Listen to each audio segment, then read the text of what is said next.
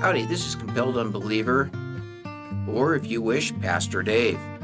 In my last video, I, a YouTube atheist, became saved, which is really convenient because I was already an ordained minister. It just got real.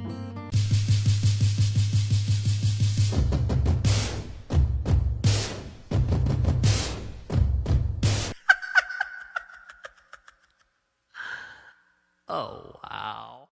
When I was young, I wanted to serve God and become a member of the clergy.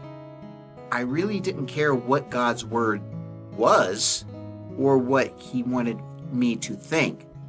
I was completely concerned about knowing that whatever God's word was and what His will was actually true, that it actually did come from God. After that, then I would concern myself with what God's will actually was. I actually joke to myself quite often that I wanted to know what church Jesus went to. The problem was there were many issues within the church, such as my church only allowed male pastors, while other churches allowed married lesbian pastors. If there was an actual correct God-given opinion on this, I wanted to know what that was, not what any specific church's belief happened to be. I wanted to know that I was correct. I wanted to know God's will, not man's, before I actually taught anyone else. I knew if I went to any particular seminary, I would only learn that particular sect's dogma and not necessarily the will of God. I didn't want to be blinded by that dogma and thus have a misunderstanding of God's will or God's word and teach it to others. It was very deep concern for me. So for many years, I kept my Bible studies private. I prayed to God directly, and I actually did stop going to church. This was actually God we were talking about, and there could absolutely be nothing more important than understanding what He wanted me to do. I absolutely had to get it right. So after many years of prayer and studying the Bible, eventually I looked to the sky and I said, God, I've done everything I can possibly do. I literally cannot do anymore to seek your word, to seek your will, to understand what you want without you responding and letting me know what you want me to do, what your will is. The ball is in your court. If you want me to serve you, you know where to find me.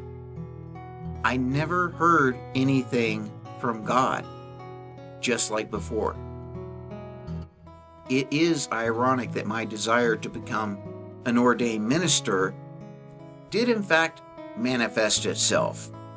Eventually, I read David Silverman's book, Fighting God, in which he expressed his desire for atheist or secular clergy to be recognized and actually admitted into the military.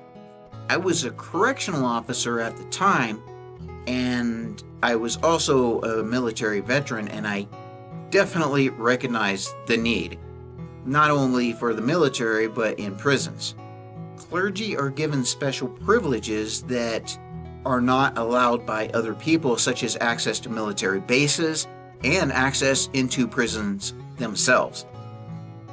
There are also people who are not religious that do not want religious clergy conducting their weddings or funerals, etc. So the only way to help these people was to become a secular or atheist ordained minister.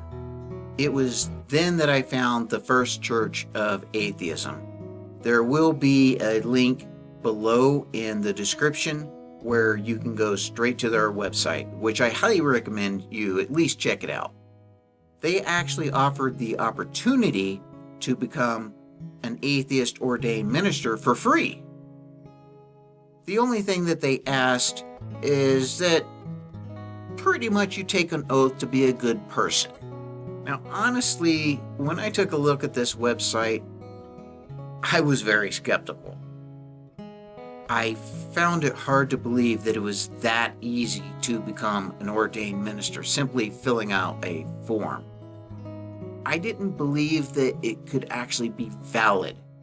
So I spent several weeks studying what it was to be recognized by the government as a church, which I found out was extremely easy. And then it got much worse from there. Churches can actually ordain a minister by whatever whim they wish. If a church wishes to ordain a minister with the only qualification being that they are a convicted pedophile, a church may do so. I am not suggesting that any church would do so, but only that it's actually possible. Now that I am an ordained minister, it provides opportunities to help others that I otherwise would not have. This being said, I now understand that being an ordained minister really doesn't mean anything at all. It is simply a social platitude with no real authority other than what is given to it by the government itself. This is Pastor Dave. I no longer believe there is a God.